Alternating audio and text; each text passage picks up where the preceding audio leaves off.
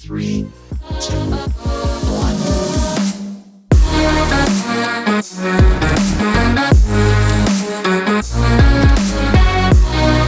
Hello and welcome to Trees 3 here on Sports Tree Ltd. Folks, I'm Connor Roundtree and we're going to get this all started with our news and notes. And there is no bigger news than the completion of our 2021 March Madness Bracket Challenge. The Baylor Bears were able to beat Gonzaga and ruin their hopes of a perfect season. The Baylor Bears used their offense to power themselves to their first ever NCAA Division I basketball championship in school history, and in doing so, naming themselves the 2021 NCAA champions. But the real question is, who are our champions? Coming in at number 3, winning a sports dream snapback of choice, perfect for the dock and day out on the course or even in the boardroom, because hey, why not? It is Josh Kearley. Josh, thank you so much for joining Sports Tree. We'll be getting in touch with which snapback you would like. Finishing in second place in our bracket challenge, his second win of season 1 here on Sports Tree is Charlie Skipworth. Charlie, you win any hoodie you want, or crew neck for that matter. You've already won a golf package by finishing second in our Bear Down Breakdown NFL Trivia Raffle. You, sir, are killing it. And our second bracket challenge champion of season 1, winning $500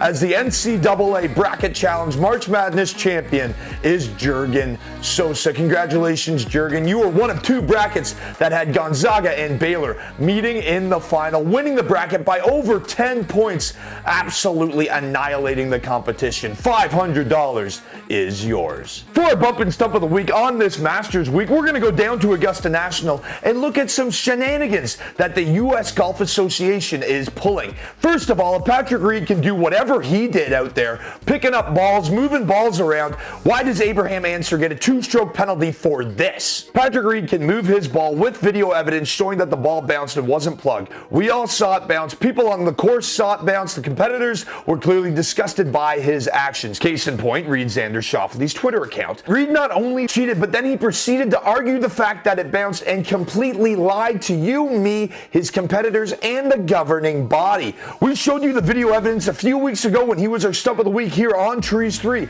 This guy cheats, doesn't own it, and wins a tournament with 0 repercussions. The point is, he's an American golfer playing in an American golf tournament, so it's okay, but a Mexican golfer can make an honest mistake that we legit can't see in this video on an American sanctioned golf course, and they give him a penalty after play? Why did no one say after play that they saw Reed's ball bounce and that it wasn't plugged, that he cheated and should have been given a stroke penalty after play was done? There needs to be the same treatment for international players playing on American courses as American-born players on American sanctioned courses, because this, quite frankly, is a joke, and it's revolting to sit back and watch. USGA, find some accountability and treat all your golfers in the tournament with equality and respect, American or not. Equality is a common theme within our society these days, USGA. So let's see some. You guys are such biased stumps, it's disgusting. Because of this, our bump of the week has to go to Abraham Ancer. He says he's gutted, but he owned up to his mistake and he said he's gonna go get it. So go hit it hard, young man. You gained a fan in me. These double standards are so outdated, and at the end of the day, history will remember that Patrick Reed cheated his way to the top and the USGA did nothing. But when Abraham Ancer of Mexico makes an honest error, one that he owns up to and not one of cheating, the USGA cracks down quicker on him than an egg in the rocks protein shake. Absolutely disgusting, but Abraham Ancer, you get our bump of the week. Coming in at number 3 this week on Trees 3, it is Masters Week. And if you tuned into our affiliates Monkey Knife Fights YouTube account, you would have already seen that my 3 favorite Master picks are Dustin Johnson, Jon Rahm, and Jordan Spieth. Here's why. Dustin Johnson is defending his title, has a top 10 finish in 3 consecutive Masters, and has 5 wins in the last 10 months. Not to mention that the only player to beat him at Augusta National since 2019 is Tiger Woods. As for Jon Rahm, he's the only player other than DJ with top 10 finishes in 3 consecutive Masters, including a tie for 7th, and he hit 72.5% of all greens in regulation. As for Jordan Spieth, well, confidence and pristine striking are a solid combo. For our sleeper picks, my first sleeper pick is Corey Connors. He finished top 10 here back in November and has 3 top 15 finishes in his last 4 starts. Our next pick is Ian Poulter. The 45-year-old Englishman just beat up on Rory McIlroy and Cameron Smith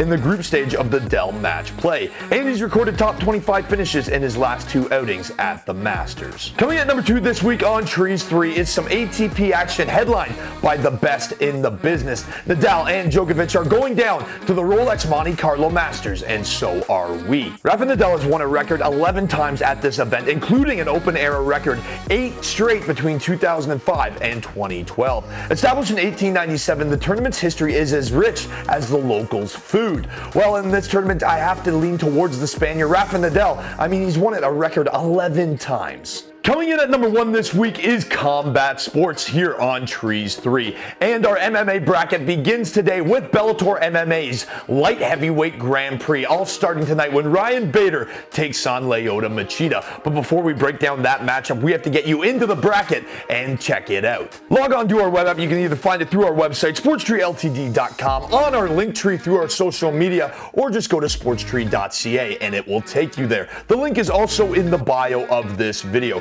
Again, the winner will get $500 courtesy of us here at Sports Tree Ltd. And because you are my loyal followers and listeners tuning in to this episode, and because I made my start as a combat sports analyst, I will give you my first round picks starting with tonight's fight. Ryan Bader is the current heavyweight champion and former light heavyweight champion in Bellator. He returns to this tournament looking to reclaim his double champ status. Lyoto Machida, on the other hand, is a karate practitioner and artist. Machida has the ability to end this fight, but he will need to do it early before Bader grinds him down with timely striking and aggression with his wrestling. My pick is Ryan Bader. For the rest of the first round matchups, we'll run through them very quickly. Vadim Nemkov is the man who defeated Ryan Bader for the Bellator light heavyweight strap. He faces veteran Phil Davis for the second time. Nemkov won their first contest via split decision. Make sure you take Nemkov.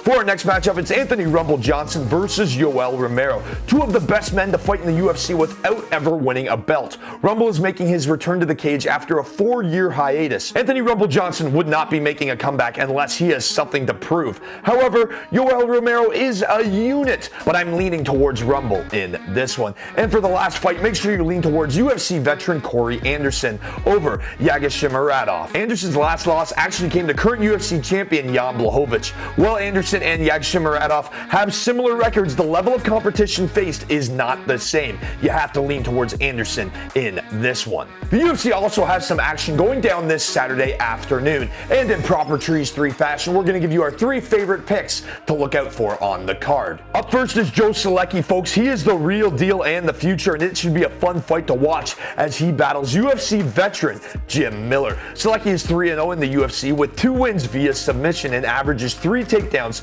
per 15 minutes of octagon time. His boxing is also legit. He lands over 3.5 significant strikes per minute on average and averages less than 1 strike absorbed per minute. If you're a fight fan, you have to watch this bout. Look for Miller to test the young buck, but take Solecki to win this fight. Our next fight to watch is Julian Marquez taking on smiling Sam Alvey. Alvey has gone winless in 5 straight fights, and things don't get much easier against the Cuban Missile Crisis, Julian Marquez. Marquez's weakness is the takedown. He's been taken down 14 times in his last 4 fights. The good news is Sam Alvey hasn't scored a takedown in his last 6 fights, so look for this to be a stand-up banger. The youth and power of Marquez should be the difference in this one. Our main event sees Marvin Vettori taking on Kevin Holland on short notice due to Darren Till's injury. Marvin Vettori's only loss in the octagon came to middleweight champion Israel Adesanya. I like him over big mouth Kevin Holland in this one. Holland got manhandled against Derek Brunson just a few weeks ago. However, Holland is tough and has never been finished inside the first round. He's also got a point to prove